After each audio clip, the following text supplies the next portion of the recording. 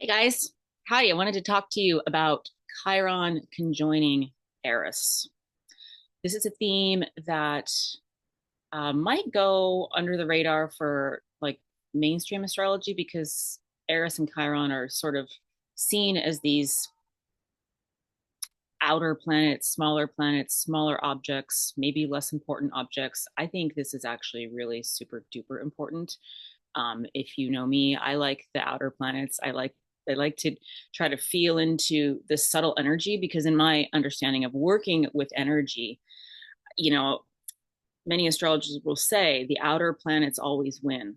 Why do they say that? They say that because it's subtle energy. It's generational energy. It's the things that move humanity and the world in the ways that feel magical and holy and out of this world, and science can't explain, and it just popped in this world out of nowhere. Well, that's one way to think about it, but if we start to tune into the themes of subtle energy, we can get a heads up, excuse me, as to a lot of things that we might see as themes in the world. So this conjunction between Chiron and Eris, it's going to be operational throughout May and into June. And it's worth noting that I'm going to get to that theme in a second, but we have, May is a big preparation month for June and into July, because I mentioned that, at the end of this month, right 2 days before Chiron and Eris conjunct is exact, we have Saturn going into the sign of Aries, which is another big shift. And then in June, we have Jupiter going into Cancer. And on June 15th, we have a pretty big, potentially event, which is Jupiter square Saturn. And the theme that keeps coming through for me, I've said this a couple times before, around that time, the lid comes off. So what are we going to do to prepare for that so that we can be standing deeply rooted, open-hearted, third eye open? I'm going to offer, let's check out what the subtle energetics are about the themes of Eris and Chiron. And, I think just at a higher level, I think that Chiron conjunct Eris is about being willing to work with the challenges, with the difficulties, with the sore spots, the hot spots that are present in our lives.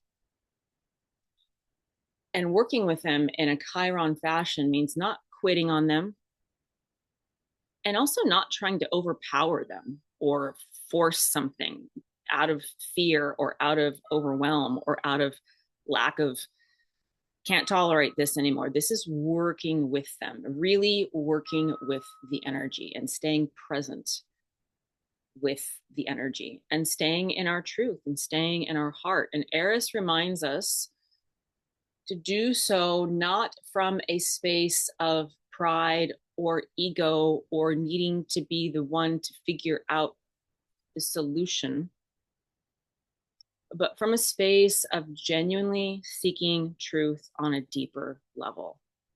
And when we genuinely seek truth and we seek to understand what is true, we open ourselves up to this humbling notion that we might not have all the pieces to the puzzle.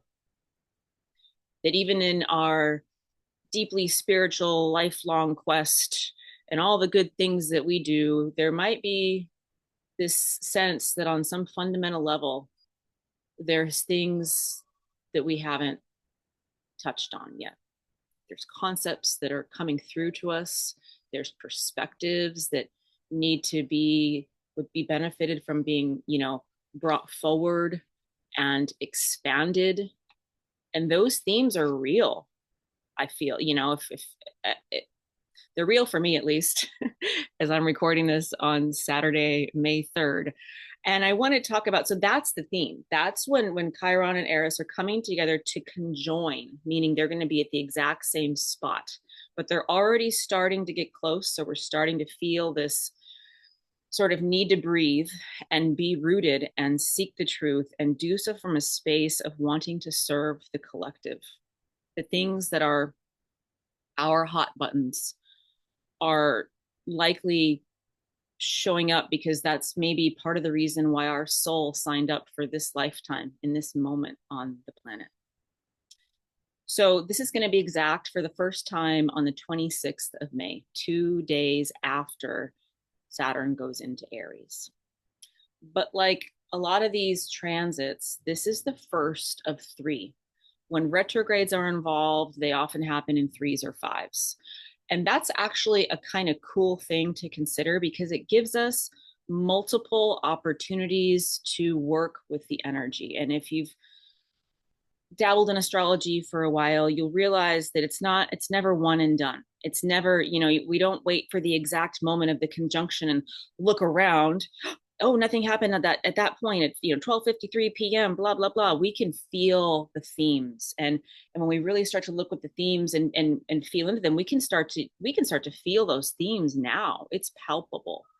And when things come in threes, the first time we get the first activation, the first aspect, this May 26th conjunction, is the first blush. The door swings open. We get this whiff or this vista or this look into this room of what the theme is, what's present for us to work with around the themes of some challenges, some difficulties. How can we really embrace them, moving beyond our ego, staying in our power, staying deeply rooted?